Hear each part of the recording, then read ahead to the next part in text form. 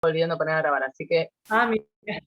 ahí está, perfecto. Muchas gracias a la persona que escribió eso, porque sí queda grabado. Totalmente. Así que ahí arranca. Bueno, genial, entonces, ahora sí arrancamos entonces de nuevo les decía que, bueno, estamos con un tema que cada vez está ganando mayor espacio, mayor popularidad dentro de lo que es los pacientes renales. Hay muchísimos trabajos científicos que están hablando de este tipo de dietas como abordaje en la patología renal. Así que bueno, voy a comenzar. La enfermedad renal crónica puede ser ocasionada por enfermedades que afectan directamente al riñón, como son las glomerulonefritis primarias, enfermedades poliquísticas, la uropatía obstructiva, o por enfermedades sistémicas de curso crónico, como son la diabetes y la hipertensión arterial. Las principales causas de enfermedad renal en la Argentina y en el mundo son justamente estas dos últimas, y conforman una prevalencia de insuficiencia renal del 35 al 40% a nivel mundial.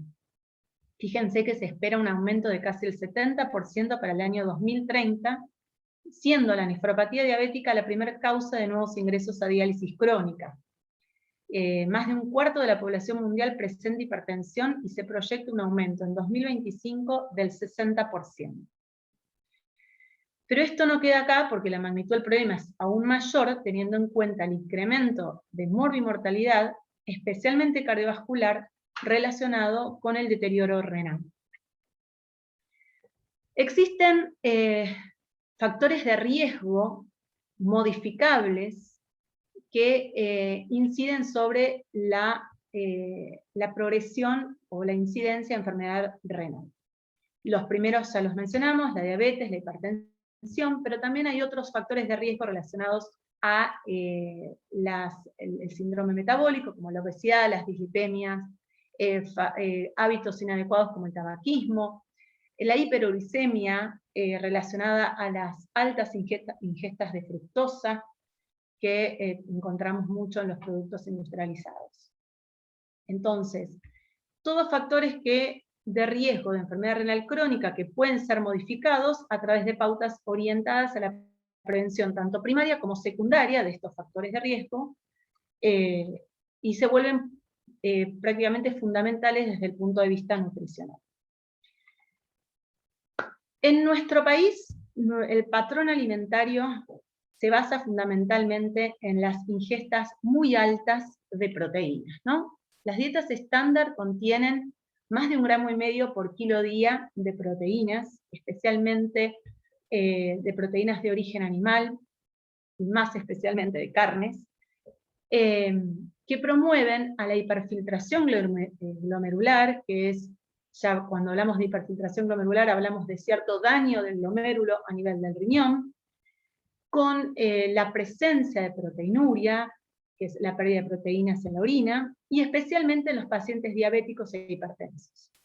Aparece la acidosis metabólica con estas dietas, aumento de toxinas urémicas, esto lo vamos a desarrollar ahora mientras avance la charla, la exposición, y todo esto acelera la progresión de la enfermedad renal crónica. Las encuestas NANES 3 observaron que las carnes rojas han sido asociadas al riesgo aumentado de desarrollar en forma estadísticamente significativa la enfermedad renal crónica. Que la ingesta de grasa animal se asocia con microalbuminuria, con esta pérdida también de albúmina por la orina, microalbuminuria. Y se observa que los estudios, en general, hasta un 31% menos de riesgo de incidencia de enfermedad renal crónica al sustituir una porción de carne por una porción de legumbres en la dieta. Y un dato sumamente importante es que en el tratamiento sustitutivo renal, cuando el paciente ingresa en hemodiálisis crónica o diálisis peritoneal, las dietas que superan la necesidad individual de proteínas pueden acelerar la pérdida de esta función renal residual, que así se llama, que es esta función que a veces tienen estos pacientes, una pequeña función que les queda, que hacen a la sobrevida del paciente.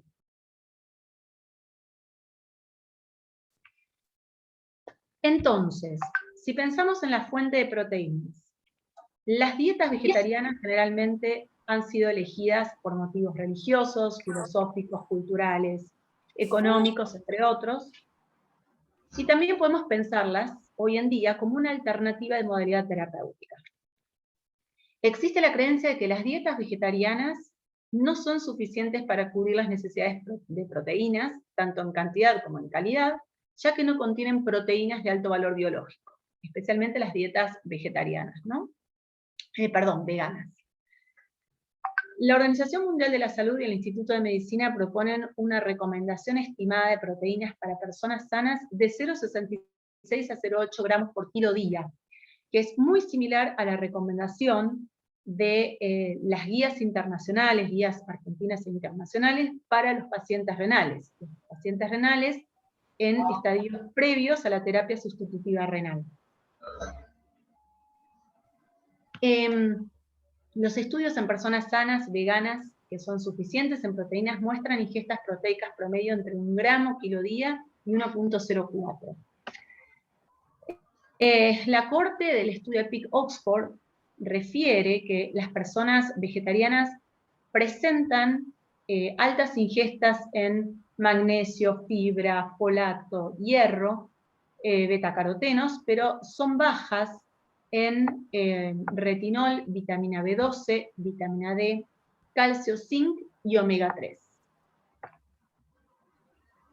Cuando hablamos de dietas basadas en plantas, y estamos refiriéndonos también a esta alternativa terapéutica, hablamos también de dietas vegetarianas, veganas, pero también de las dietas denominadas pro-vegetarianas, como por ejemplo la dieta mediterránea o la dieta DASH, que se asocian, son dietas que se asocian con menor progresión de la enfermedad renal crónica.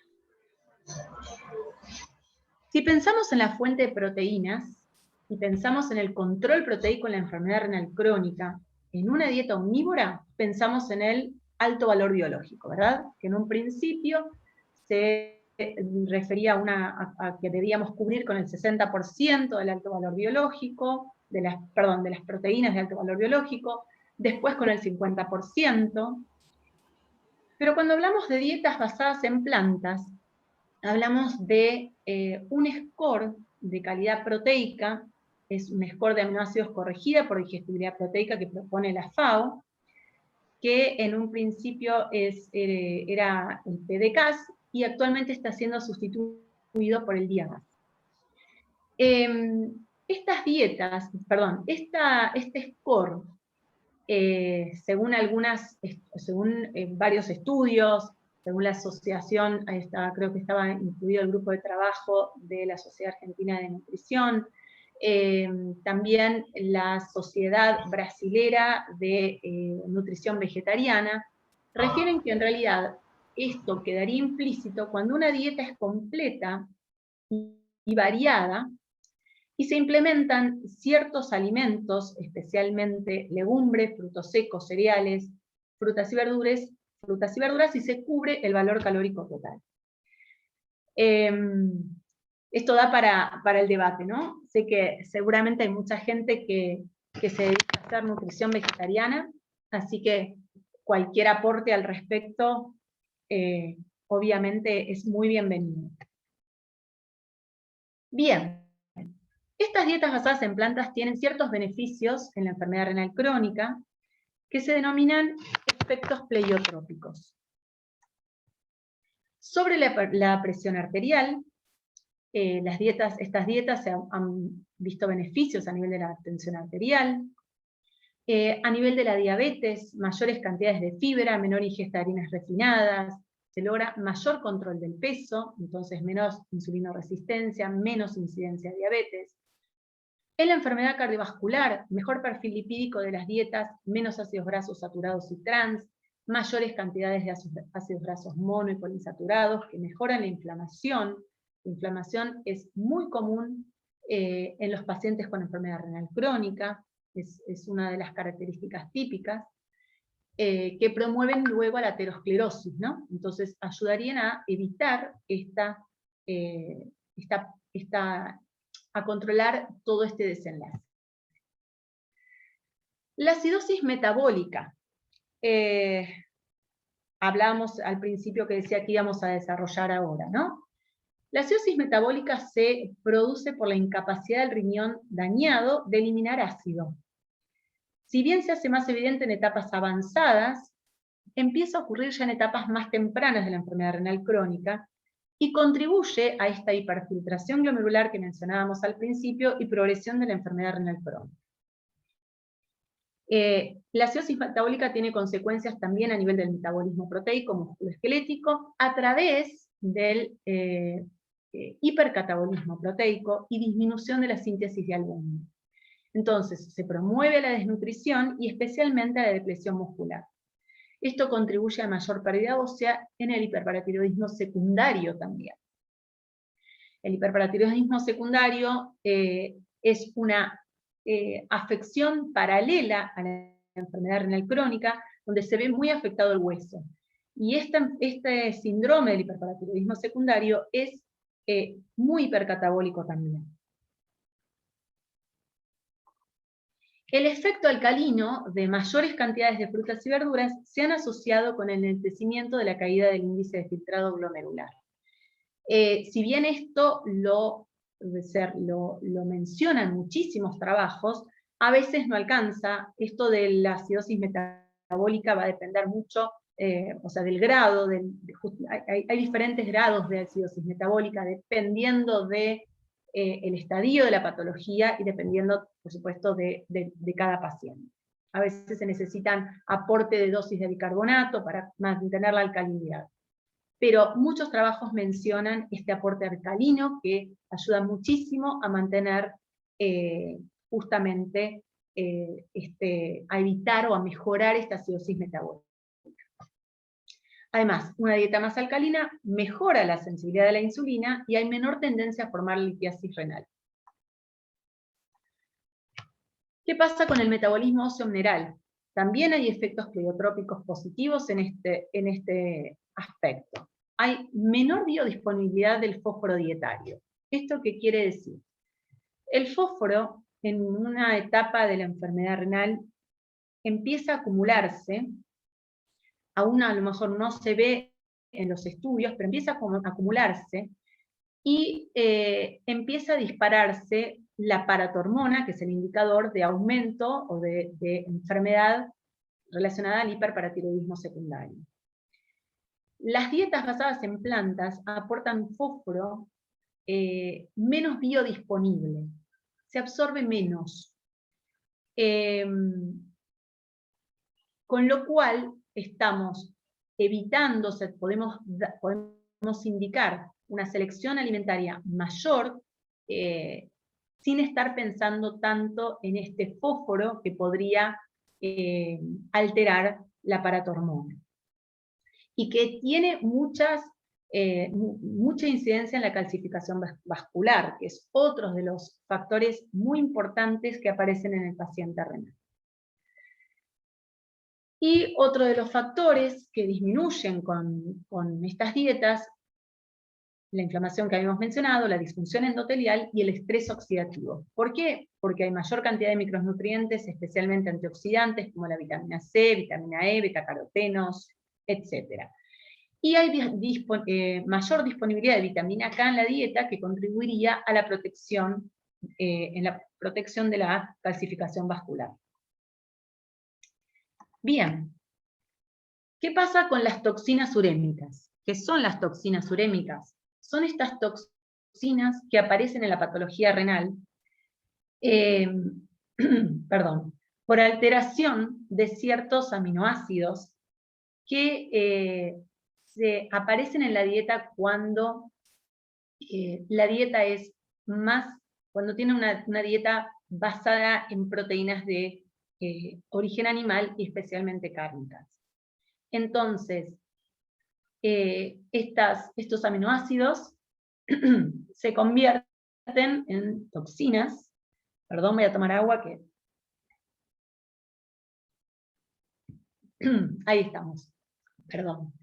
En toxinas que pasan a la circulación portal y que influyen directamente en la progresión de la patología renal y como son una de las principales, en la patología renal, una de las principales causas también de complicaciones a nivel cardiovascular. Entonces, cuando consumimos muchas proteínas de origen animal, aumentan las bacterias putrefactivas que generan estas toxinas urémicas. Si aumentamos la fibra en la dieta, aumentamos la proporción de bacterias sacarolíticas, que utilizan como sustrato justamente a la fibra, y tenemos entonces disponibles los ácidos grasos de cadena corta, que justamente nutren esta microbiota. Y además podemos lograr, con mayor cantidad de bacterias sacarolíticas, menor disbiosis, mantener la integridad de la barrera intestinal y evitar la translocación bacteriana típica de la patología renal, ¿no? Entonces, de esta manera estamos cuidando esta primer barrera de defensa, que es el intestino. Esto de la primera barrera de defensa parece una frase al pasar, parecería, muchas veces no la tenemos en cuenta, y es muy, muy importante que estemos con esta microbiota fuerte a nivel intestinal, justamente para evitar todo esto que venimos mencionando. O sea que todos estos efectos pleiotrópicos que podemos lograr se asocian con menor mortalidad global y cardiovascular. Ahora bien, hasta ahora vemos que funcionaría perfectamente en el paciente renal. Pero ¿qué pasa con el estado nutricional de estos pacientes? Yo me pregunto, ¿podrían estas dietas sobrellevar todo lo que les pasa a estos pacientes que ahora vamos a empezar a mencionar?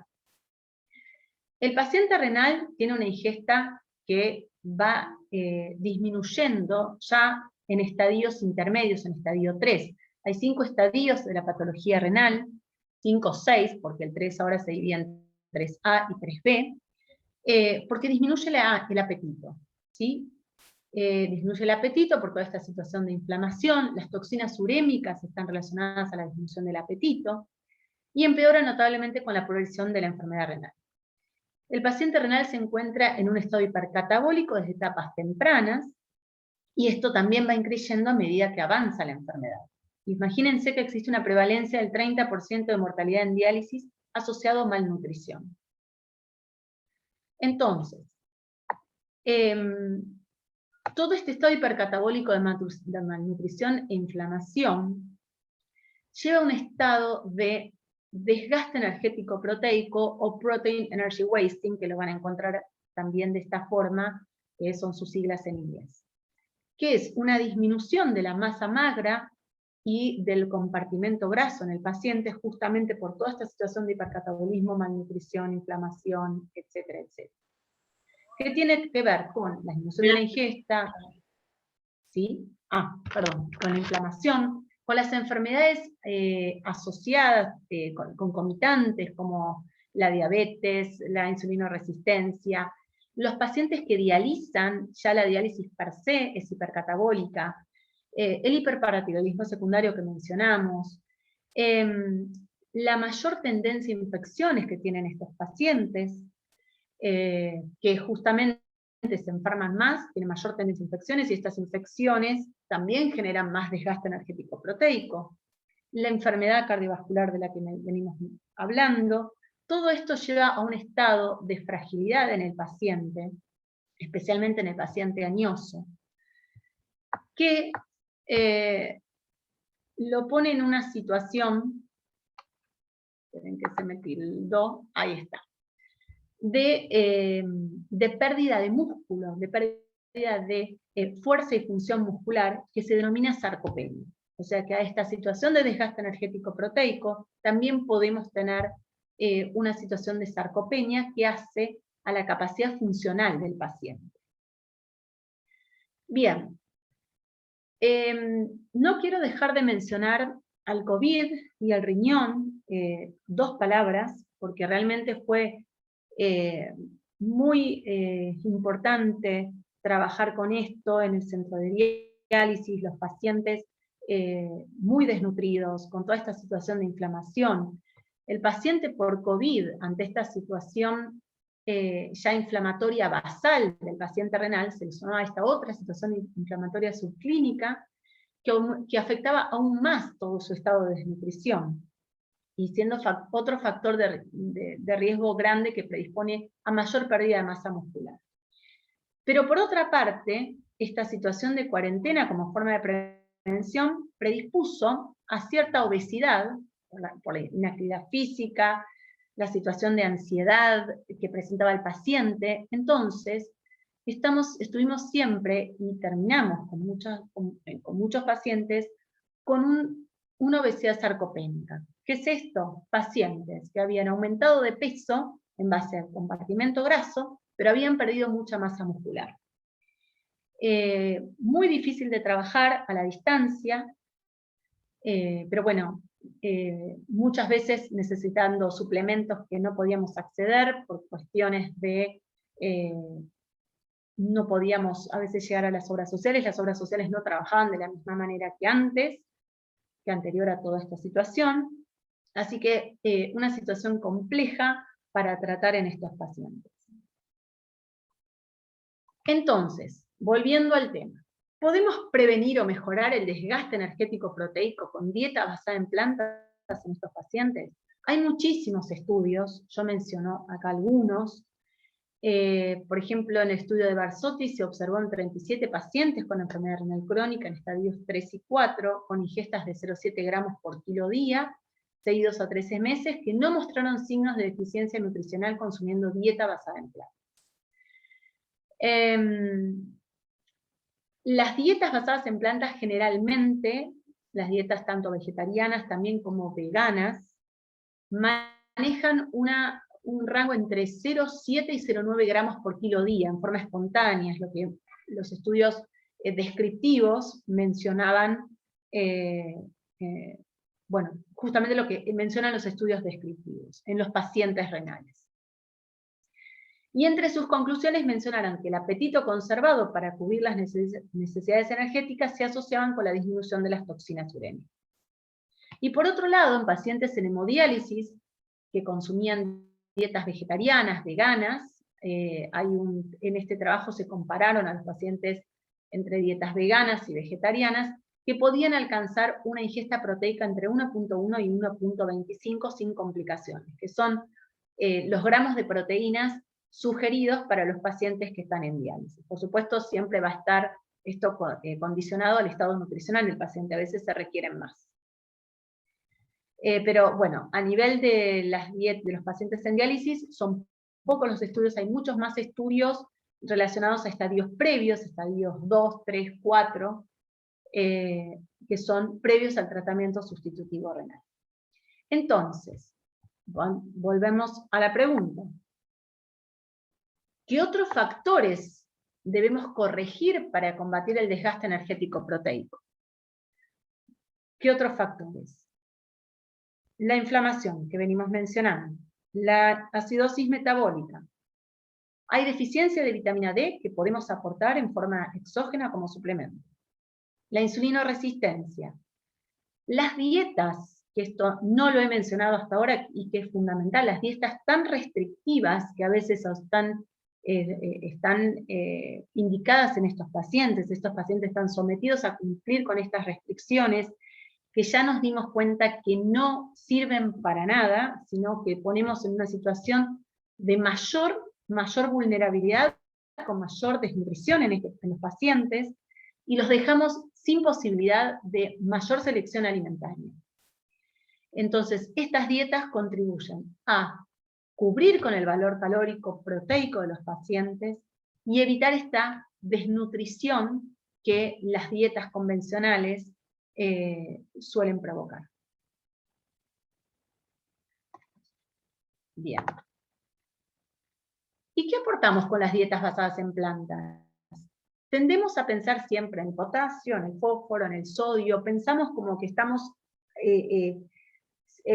acotados a esos nutrientes. Sin embargo, estamos aportando inmunonutrientes, prebióticos, las fibras, antioxidantes, fitoquímicos, todos factores, todos ingredientes que suman para combatir la inflamación.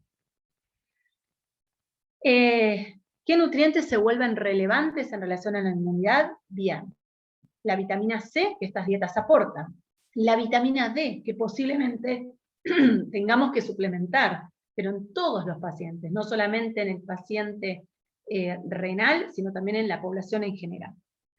El omega 3, que el omega 3 tiene sus estudios, de hecho se está haciendo ahora un estudio que se llama Prepare It, relacionado al COVID, así como ya se sabe que la vitamina D, en muchísimos trabajos, disminuyen la prevalencia de la enfermedad por COVID, la incidencia, mejor dicho, la incidencia y la gravedad de la patología. Se está haciendo con personal de salud este estudio con omega 3. El omega 3 tiene, en el paciente renal, hay muchísimos trabajos que sugieren su indicación como mejoría del perfil lipídico, también como mejoría en la inflamación.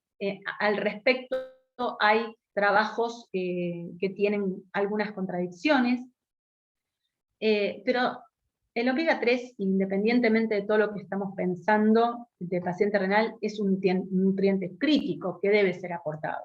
Entonces, pensar en ver la manera de aportarlo. El zinc también ejerce una acción moduladora específica en la respuesta inmune, tanto en vivo como in vitro, se ha visto muchos estudios, que también podemos aportarlo con alimentos. Tal vez tenemos que ser bien selectivos al definir qué alimentos son realmente fuente alta de zinc, que lo podemos cumplir con la dieta, o suplementarlo si es necesario, y en el paciente renal a veces requiere de esta suplementación. El selenio lo mismo, hay ciertos nutrientes, ciertos alimentos, fuente, que podemos cubrir con estas dietas, o también suplementarlo en el paciente renal, porque es sumamente importante por su gran poder antioxidante. Bien, ustedes me dirán, bien, estas dietas son riquísimas en potasio. ¿Qué hacemos entonces con el paciente renal?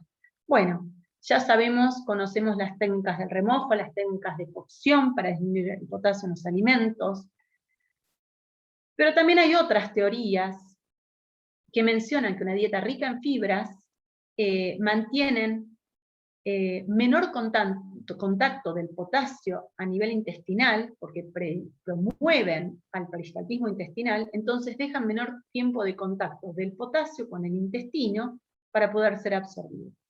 Y por otro lado, hay una regulación entérica, a menor filtrado hay menor absorción intestinal. Esto es una teoría que ha salido muy nueva en los últimos estudios. Entonces, hay cierta regulación que desconocíamos y empezamos a conocer ahora. Y con el fósforo, para terminar, hablábamos de diferentes fuentes de fósforo, las provenientes de los animales, que se absorben entre el 60 y el 80%. El fósforo de los aditivos, que es el que más se absorbe, tenemos aditivos con fósforo en un montón de alimentos, y de potasio también. Ojo que también a veces el potasio puede aumentar por los aditivos. Cada vez más se observan, se están utilizando los aditivos de potasio en las carnes. Y lo que ya habíamos mencionado, el fósforo que proviene de las proteínas vegetales es mucho menos biodisponible y se absorbe entre el 30 y el 50%. Por supuesto que, bueno, una de las cosas que yo me pregunto con respecto al fósforo de las proteínas vegetales es, sé que hay muchas técnicas en las dietas vegetarianas como para mejorar la biodisponibilidad de los nutrientes, que en realidad cuando hablamos de los estudios para pacientes renales, no se habla de esta situación, no se habla directamente de los resultados, o sea, no se menciona si los pacientes hacían o no estas técnicas para mejorar esta absorción de nutrientes, simplemente se observaba que el fósforo era menos biodisponible. Como conclusiones, ¿qué puedo decir? Que estas dietas aportan micronutrientes que no suelen mirarse en la enfermedad renal crónica, que apuntan a variables como inflamación, estrés oxidativo, acidosis metabólica y progresión de la enfermedad renal crónica, que son dietas que apuntan a la calidad de vida del paciente en todos los estadios de la enfermedad renal crónica, sin duda. El fósforo y potasio no deberían ser un obstáculo, sino que deben saberse manejar desde el punto de vista alimentario y nutricional.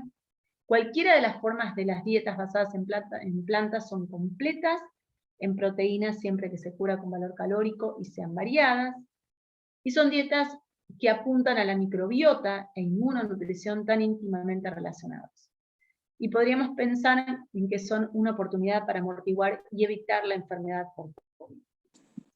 Entonces, empecemos a mirar al paciente renal desde otra perspectiva, al abordaje nutricional desde otra perspectiva, y cambiemos el paradigma de la nutrición renal. Muchísimas gracias.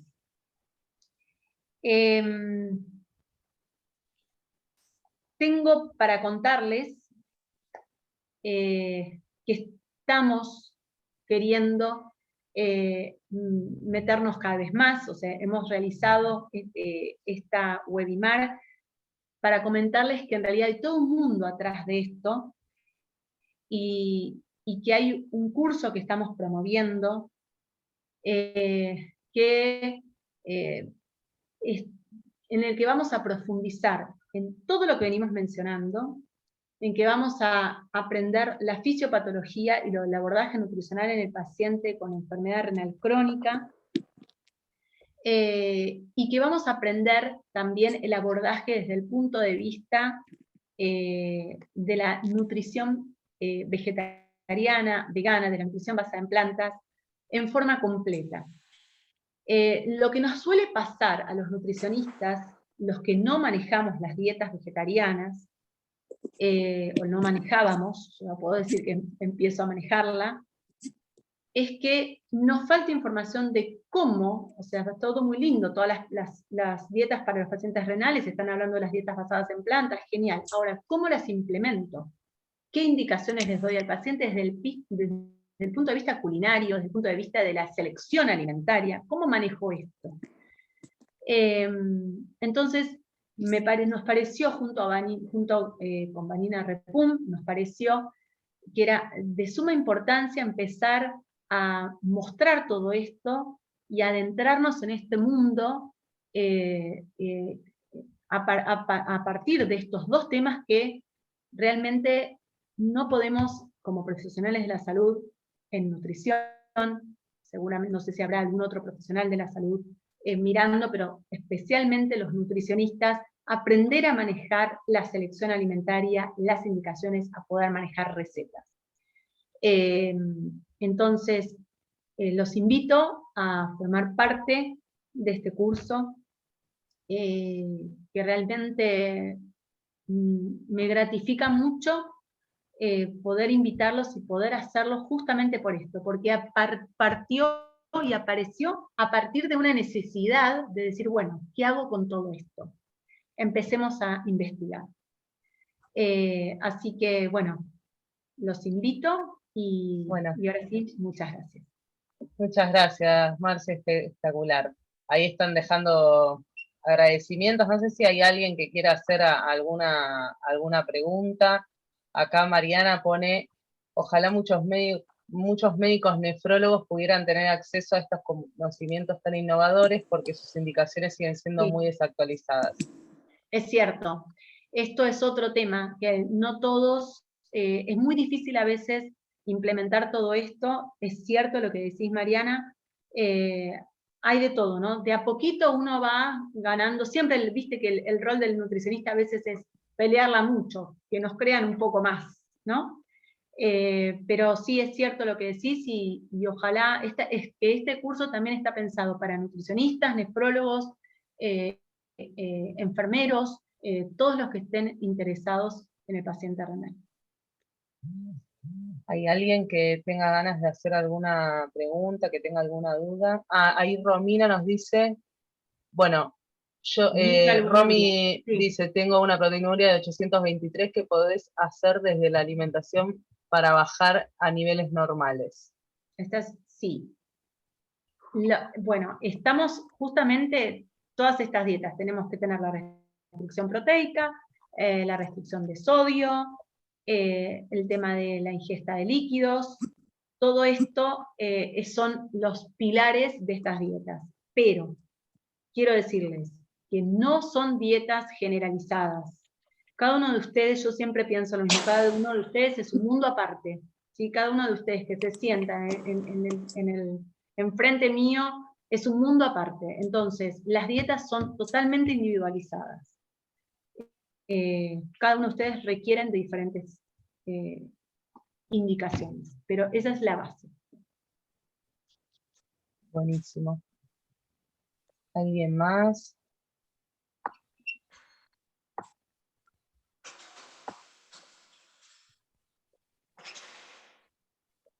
Bueno, no hay muchas preguntas.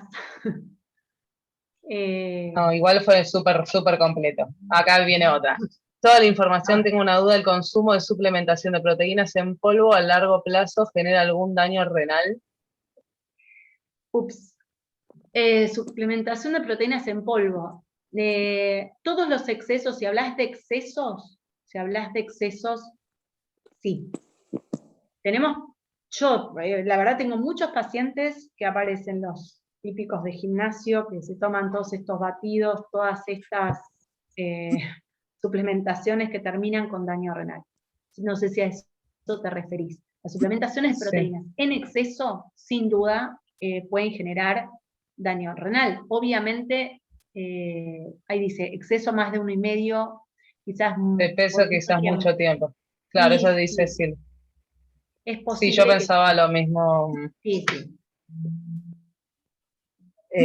Un gran desafío, sin duda, Rocío. Es un gran desafío cubrir aporte proteico en hemodiálisis con dieta basada en plantas y más aún en DP. Sí, es un gran desafío. Pero muchos pacientes lo logran. De hecho, te pregunta si sugerís inclusión diaria de legumbres. Sí, sin duda, sí. No es para todos. A ver, la inclusión diaria de legumbres, también hay una tolerancia digestiva para todo esto, ¿no? Ustedes piensen que a veces, si esto lo tomamos como terapéutica, como una alternativa terapéutica, no todos los pacientes están preparados para recibir legumbres de golpe todos los días. Entonces, a veces hay progresiones que tenemos que hacer, a veces necesitamos de la suplementación oral, así como también necesitamos de la suplementación oral en las dietas omnívoras. Ojo, ¿no? O sea que... pero se pueden llegar a cantidades realmente importantes si el paciente lo puede tolerar. Sí llegamos, y yo haciendo las fórmulas desarrolladas, llegamos, a 1,25 llegamos, 1,30 llegamos. Bien, después Mariana dice, ¿en algún estadio de la enfermedad renal el uso de cetoanálogo se sigue realizando? ¿Es de utilidad? Claro que sí, se sigue realizando. Son muy útiles para muchos pacientes.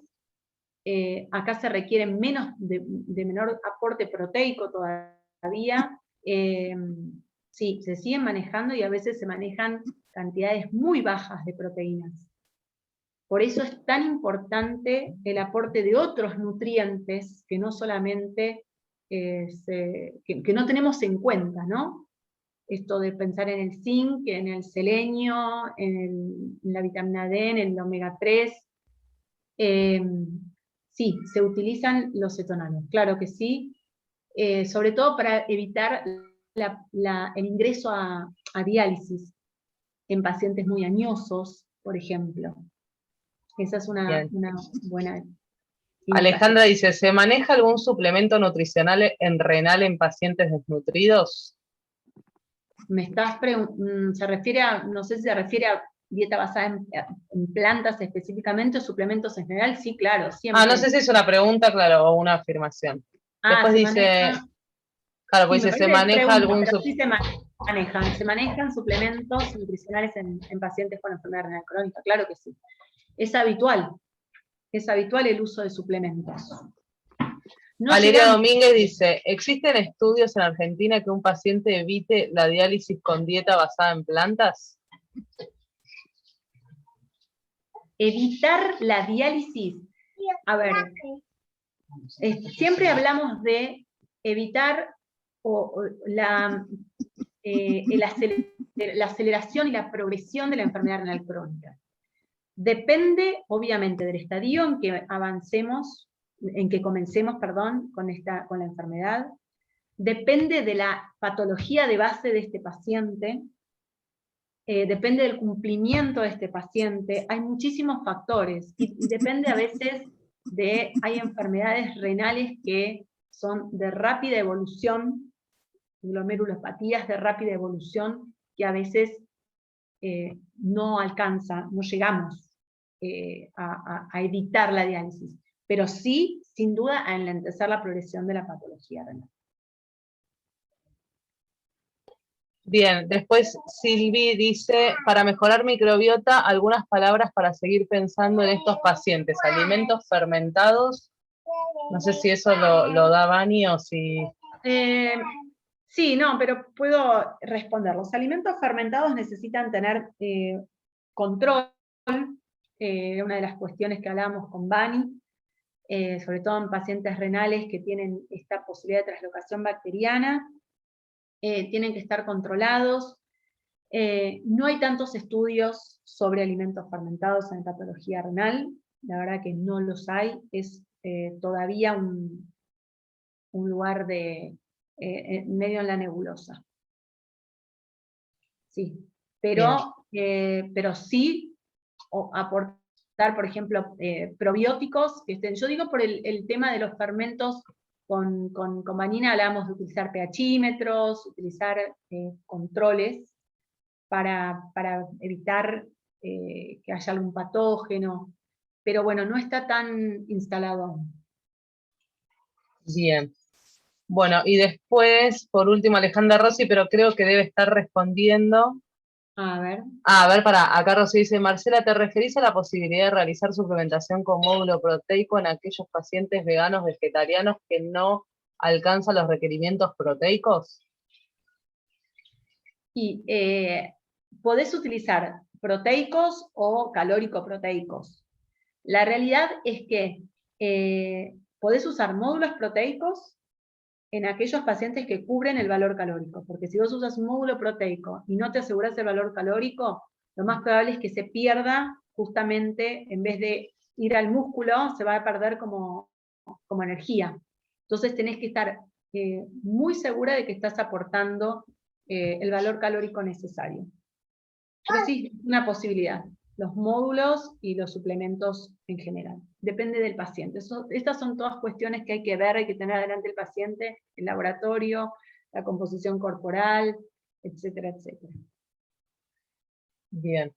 No, y decía que Alejandra, calculo que habrá respondido lo anterior, que dice que en deporte se utilizan suplementos de proteína en polvo y el rango es hasta 2 gramos por kilo por día.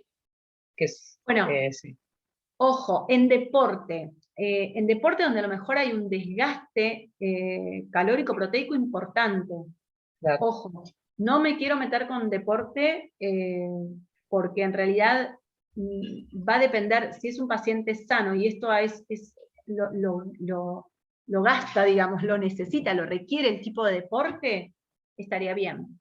Esto va a depender del tipo de gasto de los pacientes. Sí, incluso en deporte hay que ver muy bien el caso y el porqué y el para qué de esa suplementación, qué cantidad de tiempo. Y hay pacientes deportistas renales, imagínate, pacientes deportistas renales, que ahí, bueno, ahí también está bueno pensar en los cetonálogos, por ejemplo. Bien, bueno, se puso linda la ronda de preguntas al final. Bueno, si no hay más preguntas, si hay algún otro comentario, bueno, se va a subir el webinar, se va a subir al canal de YouTube, y cualquier duda o si quieren saber más del curso, pueden escribirnos al mail, la plataforma no está en el flyer, la voy a escribir acá, cursosuna.tiendapp.com, Ahí van a tener el acceso al curso y, bueno, y a ver la información, el programa y cursosuna.tienapp.com. Ahí está, ahí dejo la página.